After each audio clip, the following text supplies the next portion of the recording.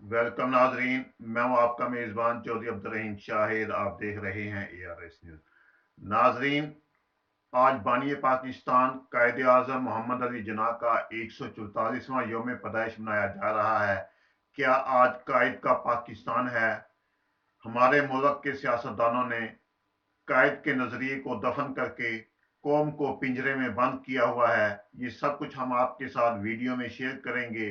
इससे कबल अगर आपने अभी तक हमारे चैनल ARS न्यूज़ को सब्सक्राइब नहीं किया तो वीडियोस को देखते हुए सब्सक्राइब, लाइक, शेयर करने के साथ बेल का बटन दबाना ना भूलिएगा ताकि हमारी हर वीडियो आप तक बर वक्त पहुंचती रहे। नाजरीन, कायदे आजम मोहम्मद अली जिन्ना ने क़याम पाकिस्तान के लिए जैसा मुकदमा लड़ा वैसा दुनिया की तारीख में आज तक किसी ने ना लड़ा।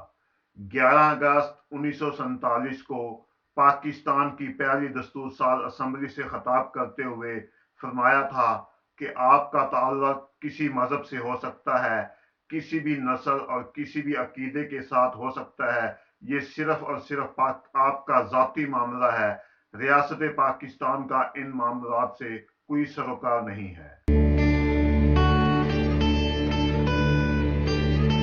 आप आजाद हैं, आजाद रहें। आप लोग इस मुल्क पाकिस्तान में अपनी अपनी इबादत गाहों, मस्जिदों या मंदिरों में जाने के लिए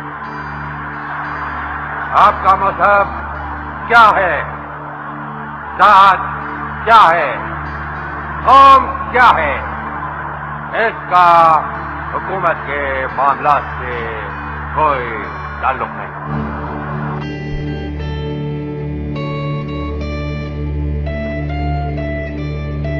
And the life and the property and the religious belief should be fully protected by the state at any cost.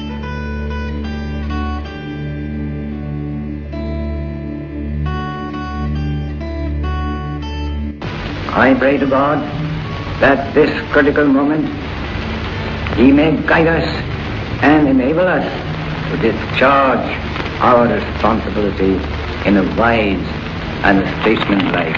नाजरीन, बहुत सी साजिशें हुई। एक साजिश के नतीजा में कायद के दस्ते रास्त और पहले वजीर आजम खान लियाकत अली खान को लियाकत बाग रावलपिंडी में जलसे के दौरान शहीद कर दिया गया। उन्हें शहीद करने वाला अफगान बशिंदा था।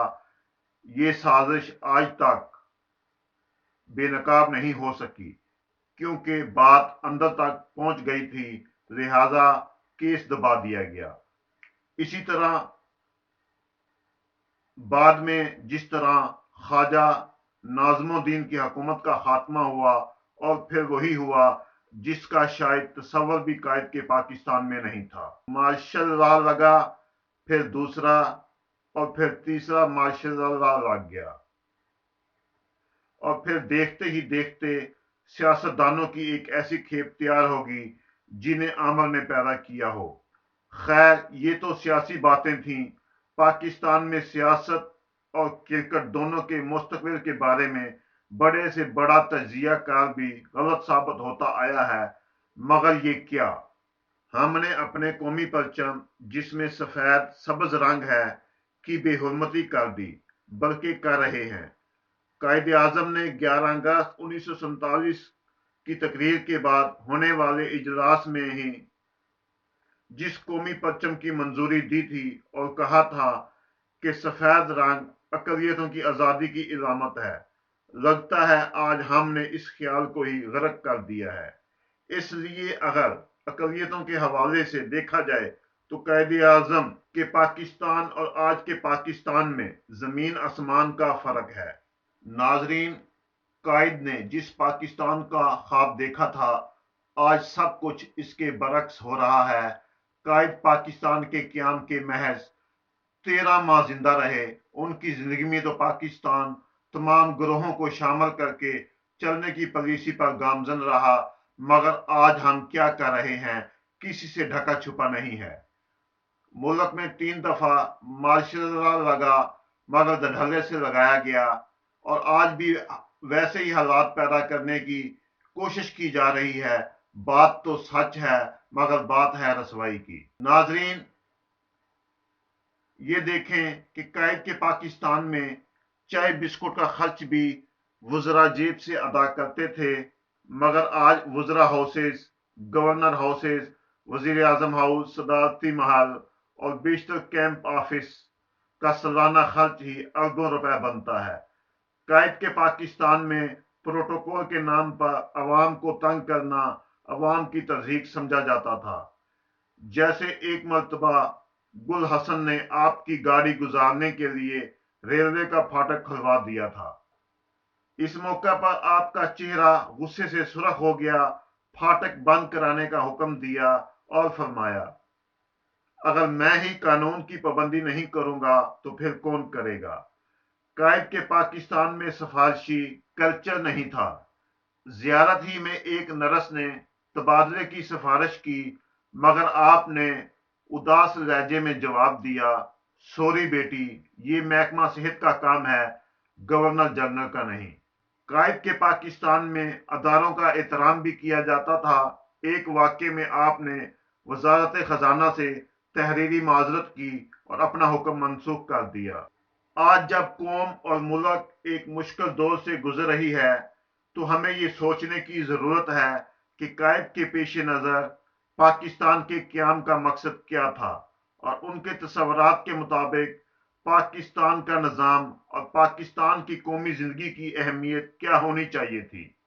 ہم سب کو اپنے ذاتی مفادات کو بالائے طاق رکھتے ہوئے پاکستان کی تعمیر و ترقی اور استحکام کے لیے اپنی صلاحیتوں کو صرف کرنا ہوگا۔ ناظرین، یہی راستہ ہے قائد اعظم کے نظریے اور تصورات کو عملی جامہ پہنانے کا۔ بات اقلیتوں کی نہیں ہے، بات ہے مساوی حقوق کی، بات ہے مساوی قانون کی۔ جو قانون ایک عام شہری کے لیے بنایا گیا ہے، کیا اس پر عمل کرنا صدر پاکستان کی توہین ہے؟ ہم سب آج سندھی، بلوچی، پنجابی اور پختون کا پاکستان علیحدہ کرنے کی کوشش میں ہیں، جبکہ ضرورت انسانیت اور پاکستان کا حق ادا کرنے کی ہے۔ بابائے قوم کا مقصد اس ملک کو قید خانہ بنانا نہیں تھا۔ آزادی کے باوجود ہم مذہب اور سیاست کے پنجرے میں قید ہیں، جہاں سے ہمیں آزاد ہو کر پاکستان کو بدلنا ہوگا۔